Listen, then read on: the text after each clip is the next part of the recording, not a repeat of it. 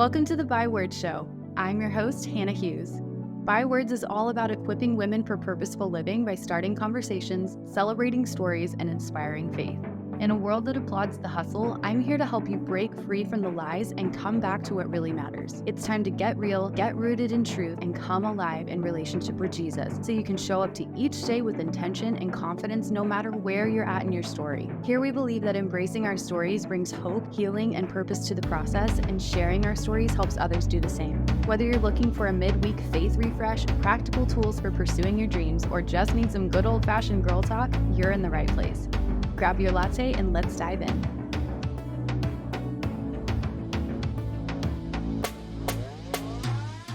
Hello, everybody. Welcome back to another episode of the Byword Show. Today is the day, and I'm so glad you're here.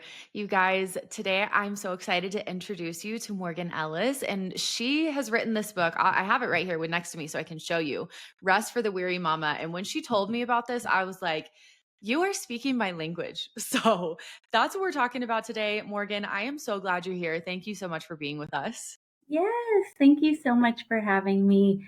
It is such an honor and a joy always to get to be here and get to share my heart, because that's what I often say about my book. It's like my heart in 55,000 words. Being a mom is hard, and so just to feel like somebody, a friend, like coming alongside you and just kind of cheering you on, that's my heart. Oh my goodness, absolutely. That is amazing. And I cannot wait to get into this, which we're about to do. But first, I have to ask you our little icebreaker question that we ask all of our guests, which is what has been filling your cup lately? Literally, what's in your cup, but also figuratively.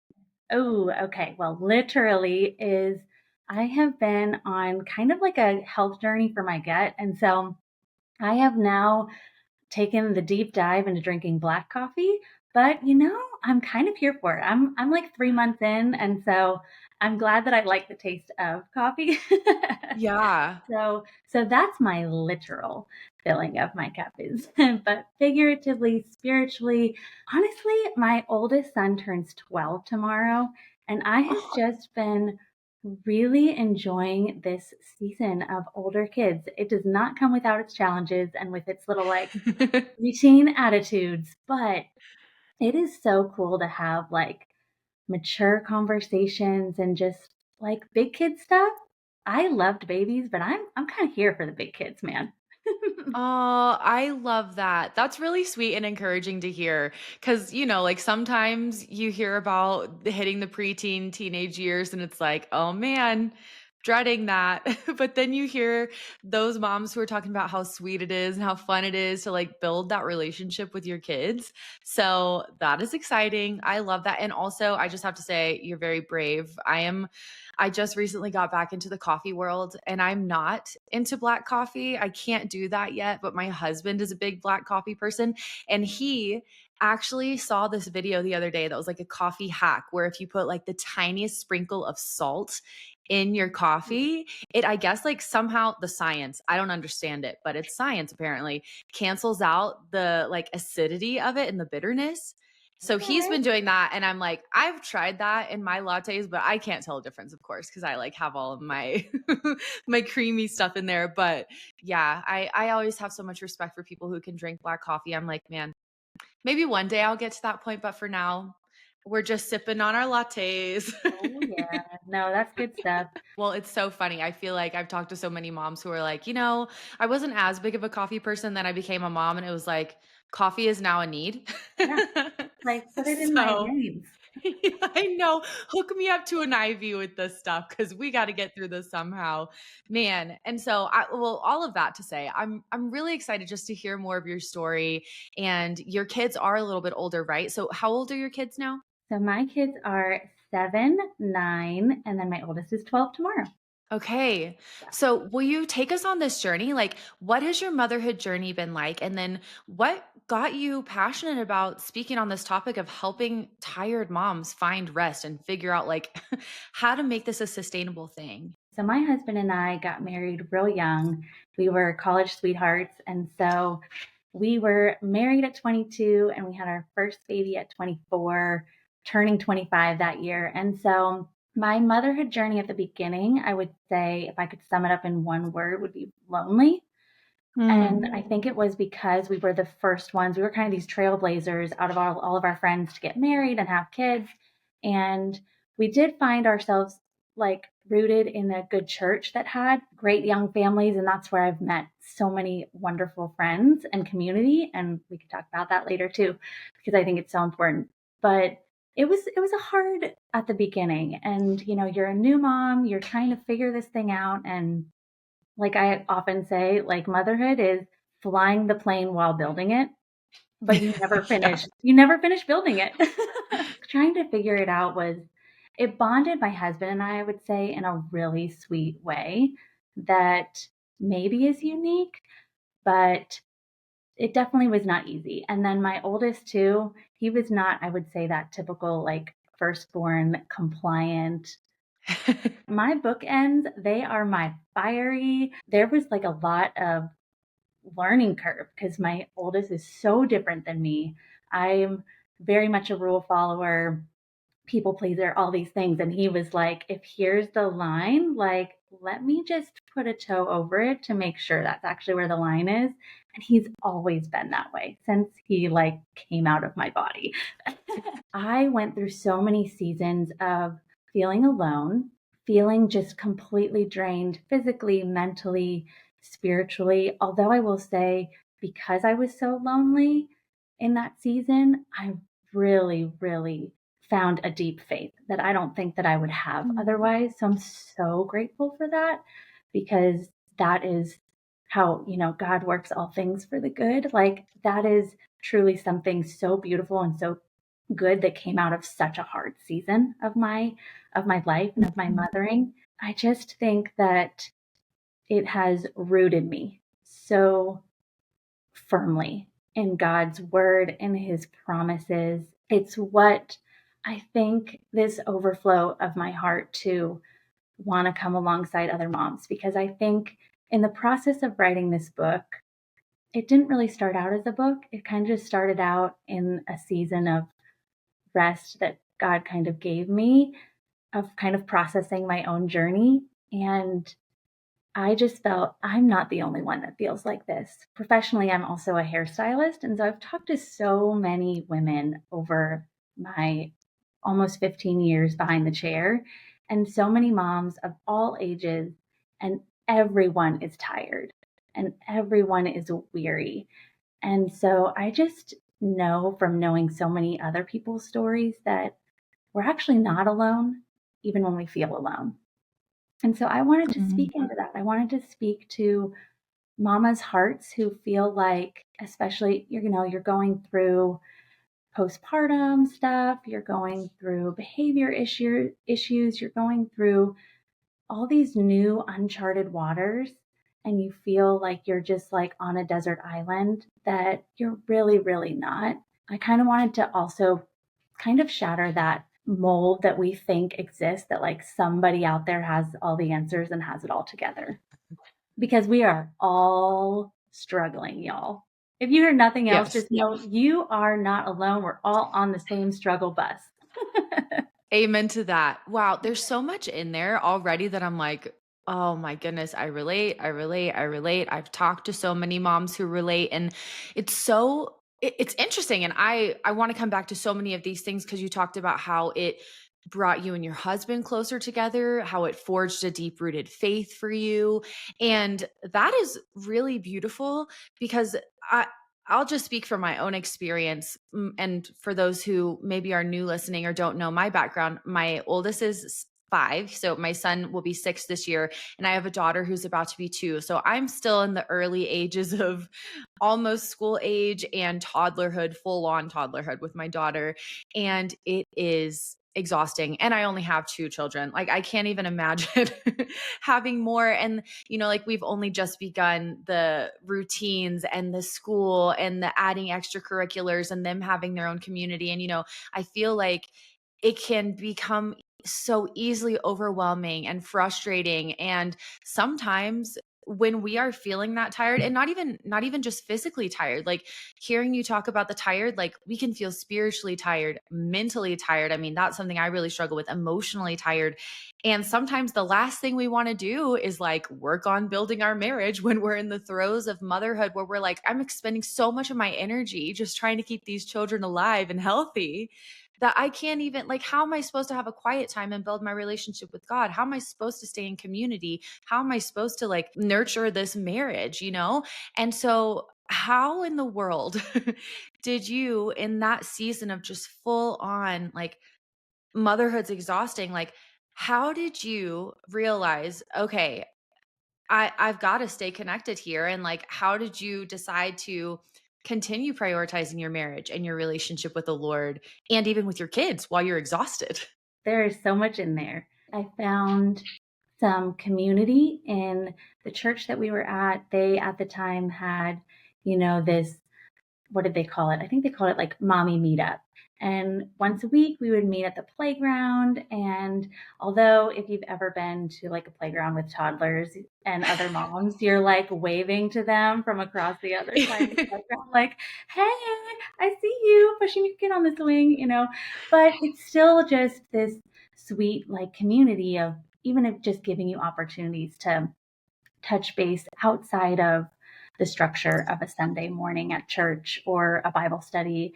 But I also did get plugged into a really deep Bible study that they offered childcare during. And I will say the women in that group, in that season of my life, like, that's just where God really weaves together and brings alongside the people that you need in the season that you're in. Kids are running amok and similar season of life, and it just felt really rich and really needed to kind of pull me out of that loneliness shell. And in Mhm. that same breath, I needed to kind of let go of old friendships in a way, not let go of them, but just like, I knew that we all were in a little bit of a different season, and those have kind of come back around, which is really cool. Because sometimes friendships ebb and flow. I talk about that a little bit in the book, that you are going to have seasons where you're on the same page with people, and then you might not be, and that's okay, right? Like, sometimes we have falling outs, but sometimes we don't, and it's just because of a season that you're in. And so that was really pivotal and really necessary for me, finding community. To the lonely mama out there, I just want to encourage you to, like, put yourself out there a little bit. Like, maybe go to something that's new and feels uncomfortable and say hi to somebody, because they're probably just as lonely as you.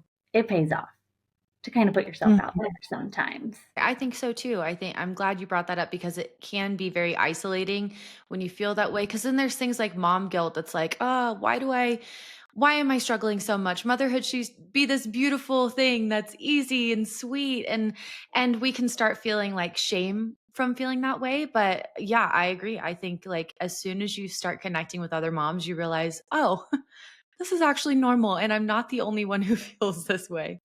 Totally. And I think you want to surround yourself with people that are going to point you back to truth, not just a group of women that come together and gripe about motherhood. You need to surround yourself with like really solid people. Not that you don't have other friends, but your core people, make sure that they help point you back to truth, because that's gonna keep you in the right headspace, because motherhood is really hard. And so to have someone be like, I've been where you are and I've been in your shoes and it's gonna be okay, or just even just someone to listen. I think you just need those people in your corner. 100%. So I kind of I want to put a pin in it because I think I got ahead of myself a little bit. I want to circle back and talk about like why are moms so tired? I mean, besides the obvious, okay, like yes, it's very demanding when we've got little kids, or I mean every season. But are there certain things you've noticed that are potentially avoidable or things that we just need to be aware of that could be adding on to that feeling of tiredness that we're facing as moms? There's a few reasons over my 12 years of being a mom that I've kind of seen us commonly as women, as moms, this like common thread that seems to be woven into like the fabric of our families. And I think one is that we have a really hard time asking for help. I know that for myself. I, for so many years, like even with newborns, like I would just like pull myself up by my bootstraps kind of mentality and like just do it. And that really is unhealthy. And I think there's people around you that want to help. Like I am blessed that we live in the same city as both my family and my husband's family. And not everybody has that. But if you have community, you have people around you that really do want to help you. And sometimes it's just, I don't know, unpack it for yourself in your own heart. But sometimes I know for me, it's just was a point of pride almost, like, Mm. or this expectation I had put on myself that I needed to do all of the things. This surely is my job. Like I need to be the one who's doing all the feedings, doing all the changings and the dishes and the cooking and the laundry. And like, I mean, you could just make a list a mile long when really it's like, think about all the things that you do in a day. Is there anything that maybe you could ask for help with to relieve that pressure that maybe you're putting on yourself? And sometimes it's even just using our spouse. I love my husband, but I think most men do not know how to read between the lines when you're like subtly hinting at, hey, babe, like having the dishes in the sink really stresses me out. And he does not know what to do with that information in his boy brain. So he, Yeah. just to say, hey, it would be so helpful if you did the dishes after dinner so that I could just play with the kids, or do something, for you. Like maybe you just want to go take a shower by yourself without being interrupted by little humans, and take inventory of the people around us and not be afraid to ask for help. So I think that's one of them. I think also for me, and especially as I'm getting into older kids, but I think it starts really young too, is that we are so good at over booking our calendars and like over scheduling ourselves. Be so physically draining, but I think it ends up, especially if you're like me and are a people pleaser and you like to, you don't want to say no to anything, and all of these things are so good, but it can slowly quickly spiral, and then you're in this mentally drained space where Mm. you feel like you've given everything that you have to all these other places, and there's nothing really left for either yourself, your marriage, your own kids, and that's not a healthy place to live either. There's this book, and maybe I'm, making myself an old fuddy duddy, as I call myself in my house, proving my age. But my kids have this book, and I don't know where we got it. I think we got it from a thrift store. But do you remember Bernstein Bears? Yes, that was my childhood. Okay, good. So they have this book, and I think it's called The Bernstein Bears and They're Too Busy. And it's like so real. Every time we read this book, I'm like giggling and also cringing because this is like my life. It all kind of goes to this like the brother and sister bear, like they keep taking on more and more after school activities. And one day the car breaks down and Mama Bear just like sobs and goes to her room and is just like locks herself in her room. And they're like, what's going on? And I just feel like that's so real because if we're operating at capacity, like we can't even handle the little things that are normal things to happen in our life. Like they just Mm. tip the scale and we just want to crawl into a hole. But I just think we are so good at that. And then, even the book, it wraps up with like they have this family meeting and they're like, okay, we're going to pick two things. And it's like, okay, this is so good. This is like a lesson for me over here. Like, hey guys, let's just pick one or two things. We don't need to do everything. And let's prioritize it as a family. Like what's most important to us, and what does it mean to be a part of this family? What do we want to prioritize? And like let's operate from that space. And then give yourself margin to like rest, right? Like my whole book is about finding rest, even in your chaos and even in your busyness of life. And I think in our busyness, we have to purposefully make room for it because I don't Mm. think it comes naturally for us to want to just like have an empty space on our calendar. Like, there's something about it, you want to fill it. So Yeah. maybe, right, like, this is my day. Nothing. We're going to do. And then to speak into like the spiritual exhaustion, I think we as moms sometimes don't give ourselves enough time or don't prioritize our time with God.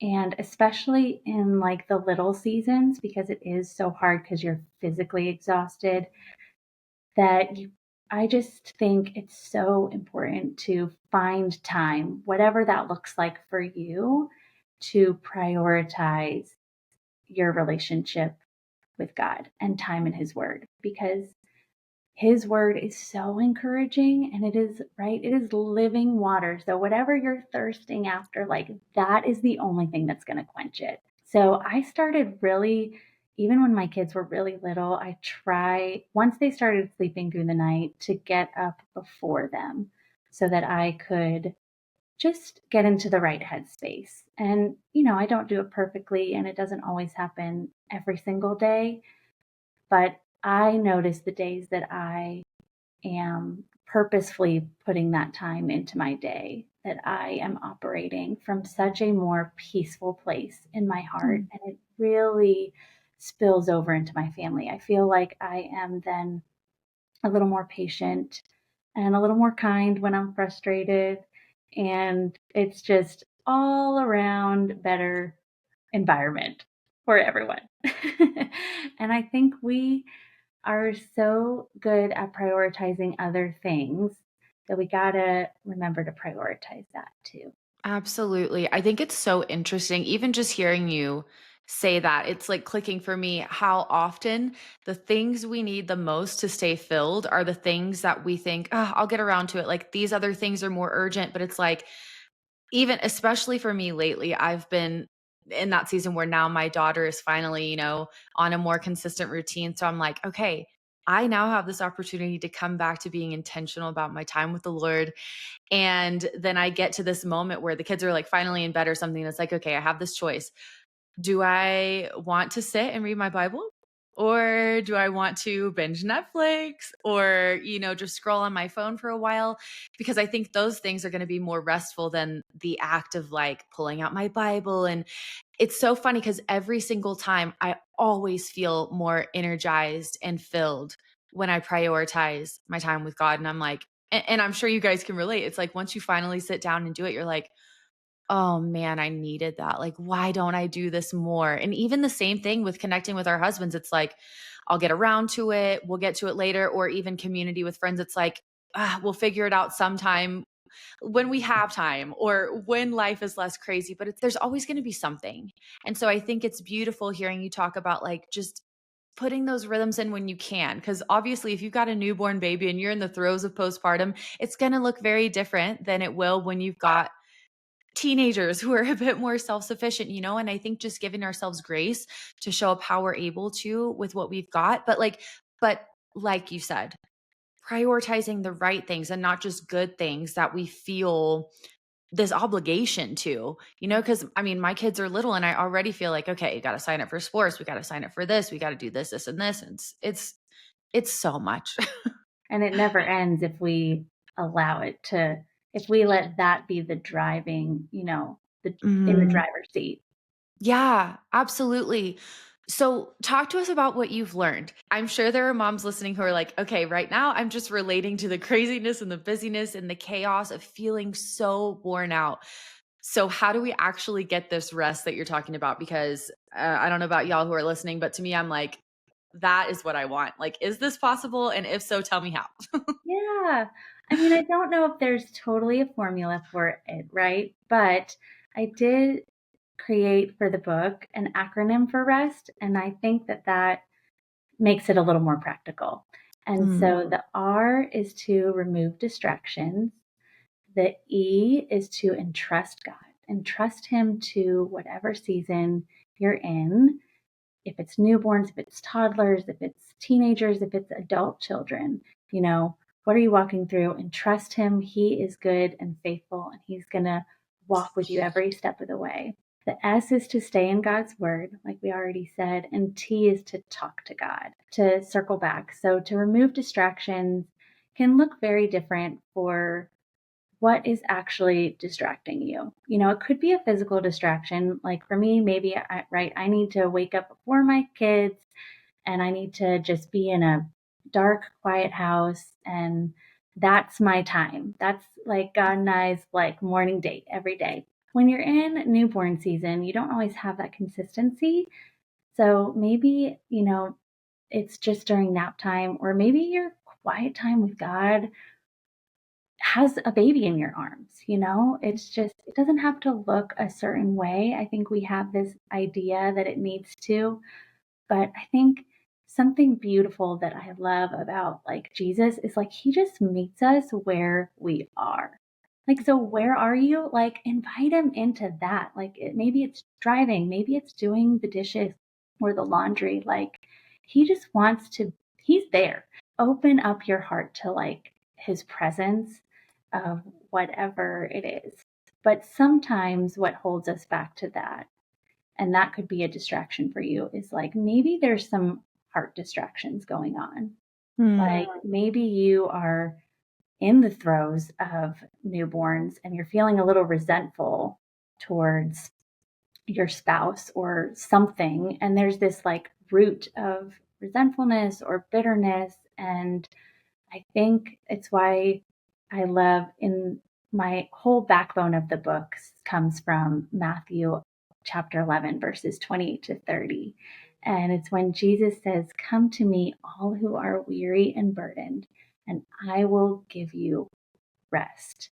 And it goes on, I'll read it. It says, "Take my yoke upon you and learn from me, for I am gentle and humble in heart, and you will find rest for your souls. For my yoke is easy and my burden is light." We have to remember like that first part is like, come to him, come to Jesus. Let him help you remove the distractions, especially if they're like spiritual distractions, because those can hinder the richness of our relationship with God. And that is absolutely the true source of rest and right rest for our souls. Sometimes we need physical rest, like, sometimes we need a nap and we need a snack. Like sometimes we are Elijah under the tree and we are just like, God, I'm done. And but he's sweet to meet us there too, right? And like that's one of my favorite stories because I'm like, Elijah, I feel you. I'm not doing what you're doing, but like I can relate to that level of exhaustion. And it's just such a beautiful reminder that like sometimes we do just need physical rest, but other times it's removing other things that are getting in the way or just maybe being like a stumbling block for us in our relationship with God. And trust God to your season, right? And that's hard. That's hard when you are really tired. Maybe you're also a working mom and you're trying to just like have all these plates spinning. Maybe you have a child with a disability or some sort of illness, and it leaves you kind of questioning God's goodness. And I think that's where I've always had to come back to and learn that to trust in the character of God. Like he is good and he is faithful, even when whatever season you're in, whatever circumstance you're in, doesn't feel good. Like you can still trust him. And when you lay down that burden and let him help you carry it, you can really start feeling that rest in your soul and in your heart. And I think that's why they say, right? It's a peace that surpasses all understanding. Yeah. And when you can walk through really hard things and still have peace and joy, like that is so attractive to people. And that's just God's heart for us. That's what he wants for us. I think to acquire that is then the S, the stay in God's word, right? Just stay in it because I just think of how many times I've read the same stories, the same scriptures, and it's just new and fresh every time. Whatever, Yeah. right? Whatever you're walking through or whatever season you're in, like something new jumps off the page and you're like, I never got that before. And that to me is just like, that is so cool. And to talk to God, like I have had to learn that God is my father, but he's also my friend.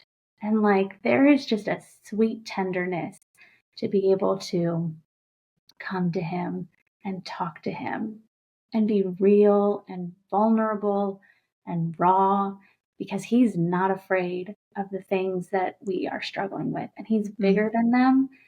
And I don't think that it is weak at all to bare our souls to the creator of them. Like he desires that. I think that's why Jesus says that. It's like, come on, like I want to walk with you. I want to be with you in this, whatever it is. And I want to trade whatever you're carrying that's weighing you down for rest, for mm, peace.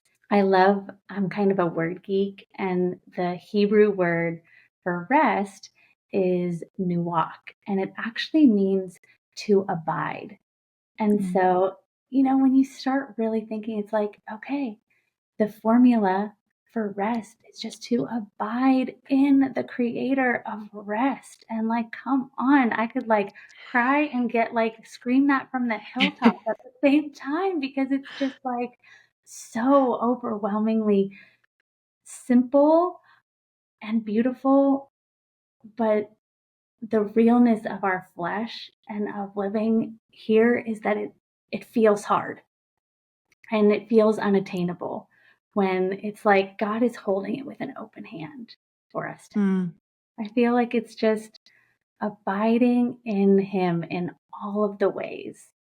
mhm. That is a journey. I think it's a lifelong journey. That's so good, Morgan, and it's so it just reminds me of the kindness of God anytime I get that visual of like, of course we're tired. Look at the weight we're trying to carry on our own. Moms especially, like we just feel this pressure on us, this standard from whatever voices we're listening to that we have to have it all together. Our kids have to have it all together. If they don't, it's somehow a reflection of us, and we've got to do all the right things and say all the right things and make all the right choices so we don't screw up our kids' lives. And that is too much for us to carry. We were never meant to carry that on our own. And so I love that scripture in Matthew, that visual of coming to him so he can carry the weight with us. Like it's a partnership thing. And like even going back to what you said about being in community, and especially like not letting it be a moment that causes more tension and division in your marriage, but coming together. Like we have this gift in marriage, in community, and ultimately in relationship with the Lord to carry these burdens together. And when we are able to do that well in healthy community with the body, like in partnership with the Holy Spirit, what a relief. Like that already, I feel so much lighter. Like when I realize that, like it is so exhausting. We can't do this on our own. We weren't made to. And so I love that. Gosh, I'm a word geek too. And so how resting is really this abiding with the Lord, like that is so beautiful. What a gift, Yeah. that he never wanted us to just figure out this motherhood thing on our own. Amen. We need each other, but we ultimately need Him. And Mhm. that's what we were created for, right? Like we were created to be in fellowship and relationship with God. And so I think there's always this tension because we're not there yet. We're getting there, but like everything here is still a little broken.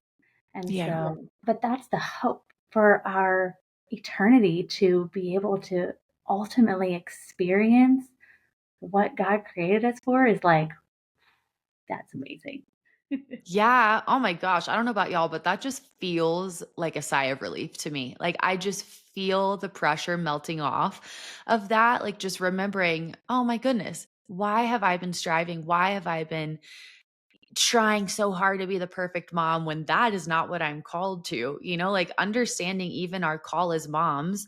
And this is so interesting. I've heard some people talk about more recently how there used to be this conversation about how being a mom is the holiest and the highest calling. And it's like, we're called to Jesus. Like, that's our Mm. holy and highest calling. And when we abide with him, we're able to do the other stuff well. If we try to do it on our own, that's when we start, it just gets icky and exhausting from there. And like it seeps out into our relationships, it seeps out into our marriage, it affects our kids. And so how beautiful is it that we're just called to abide with Christ? And then he walks with us, carries the load with us, and teaches us how to be the mom that our kids need. Like he chose us to be their mom. He knew somehow in this equation of walking with him that we would be equipped to handle this. And it's not based on how good we can be as moms. And to me, that is so freeing. That already makes me feel less exhausted. Amen, sister. I'm right there with you. So talk to us about this because obviously seasons are going to change and you do have some kids who are older, like you've been through school age and getting into the preteen teenager years, which is insane. I literally can't even imagine.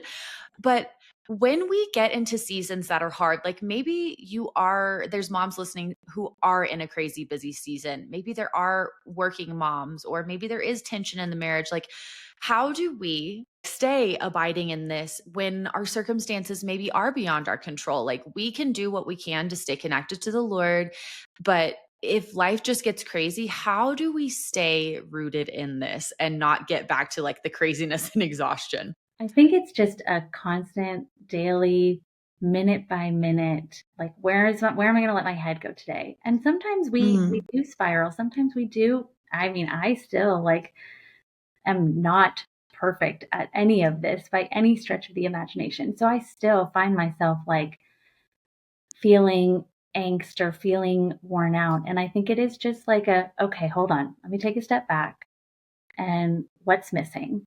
Mm. What's going on here? Why am I feeling so stressed? And just kind of taking inventory of your heart in whatever season that is. And if it is a really busy season, trying to give yourself a whole lot of grace because you are going to have seasons that feel that way, and to just make time to prioritize. I know we say self care, but like if self care is time with God, that is going to just have so much more fruit that comes from it than like scrolling Instagram or, Mhm. all the things that we like to kind of numb out on. And even in really busy seasons, I almost would challenge you because I can fall into the trap too of like, oh, I'm so busy, but then I stay up till like midnight watching Netflix or whatever it is. Yep. But that's so real. Maybe I just need to, get back to the basics. Just be sweet to yourself. I feel like we're so good at being kind and gracious towards others, and then we're so hard on ourselves. Mm. And I would then also say what is great about having older kids is like now you get to empower them to help you. So you have like all these little Mm. helpers. Like I am a proponent for chores all the way. And I just think it's because we're a family, like we're a team. That's what I always tell my kids. And we work together. Mom can't do everything. And so if you're in a season of like young kids and you feel like really, really burned out, I hope there's some encouragement in that it won't always feel that way. And it takes a little bit of work and effort and intentionality to get your kids on board for that, but it's so worth it because like my boys now, like they do their own laundry, which is like pretty awesome. But I think it's Wow. also because I am like, I am not just raising kids, I'm raising adults and I'm raising men and women that I want to be like great spouses and friends and employees and just citizens of this world, right? And so hopefully there's some encouragement for that mom who's with little kids and you do feel like you're just doing everything that you don't always like you're not always going to be doing everything, and even when they're little you don't have to do everything. You can empower them even when they're little to like empty the dishwasher or fold the towels, but you might have to let go if you're like a recovering perfectionist. sometimes we got to let that go because Yep. they're training. I feel like I don't know why I had this like aha moment. I can't even remember how old my oldest was, but it was like, oh yeah, he's only been on this earth for like 3 years. Why do I think he's gonna like understand this like a 30-year-old woman? Like, come on.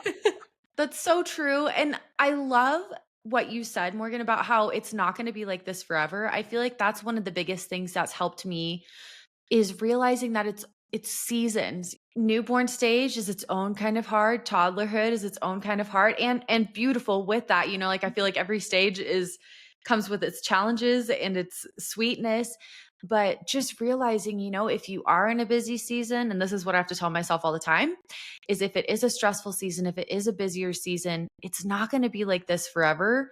So it's okay if you have to readjust, recalibrate, let go of some things. The perfectionism thing is so real. And I feel like that's for a lot of moms so hard to just be flexible. But Mhm. it's true. What can we do in this season? And even how you said time with the Lord can be self-care, that I've never thought about it that like that before, but like self is spirit, soul, and body. Like all of that is encompassing. And that is a way that we can care for ourselves that we can do in any season. It may look different depending on the stage of life and the season of life, what we've got going on and the challenges we're facing. But I love that there are little things we can do to stay connected, stay abiding, and we can do this. Like anytime I hear a mom who's got a son that's like older and I'm like, "Okay, you survived. That means I can do this. This is great." Like and I love that about just being in community and doing this with other moms as well. So, gosh, I know there's so much to this. And you guys, we've just literally scratched the surface. And you've got to get Morgan's book. There's so much more here. But I would love to know before we go, Morgan, is there any last encouragement or advice you want to leave with the moms who are listening?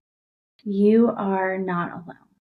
Everything that you are facing, the good, hard, the frustrating is not just like unique to you, even though it is. But just, I want to encourage you that it's going to be okay.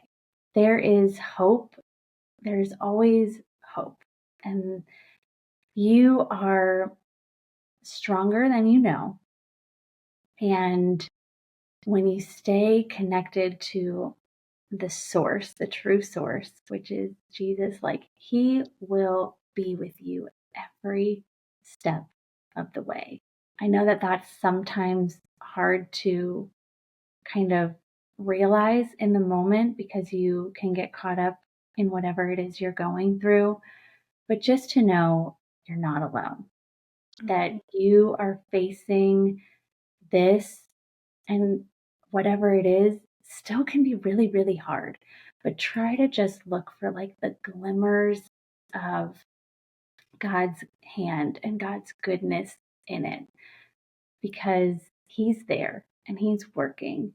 And even in the really, really hard things, He is refining you, Mama, to be just this like beautiful, amazing woman who He is creating you to be.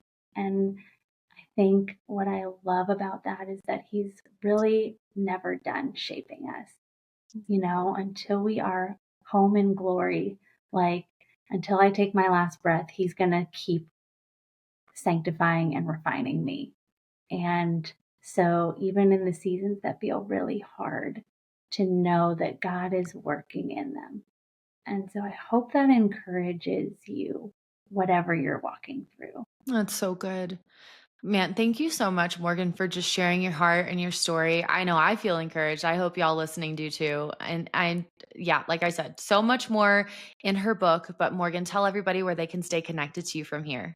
Sure. You can find me over at morganaellis.com. That's where I kind of do, if you're a subscriber, I'll send out, I don't know, I try to do monthly emails, but it's really like seasonal because my life is crazy. Um, and then I also have my own podcast called the Joyful Mama Podcast, and just trying to find joy in whatever season of motherhood you're in. And then I hang out mostly on Instagram because, like I said, I'm an old fuddy duddy. And so you can find me at at Mrs. Morgan Ellis. You guys know I'll make sure everything is linked for you so you can go connect with Morgan. But thank you again so much for being here. I'm so grateful for you. Oh, thank you so much for having me. This has blessed me in my day. So thank you.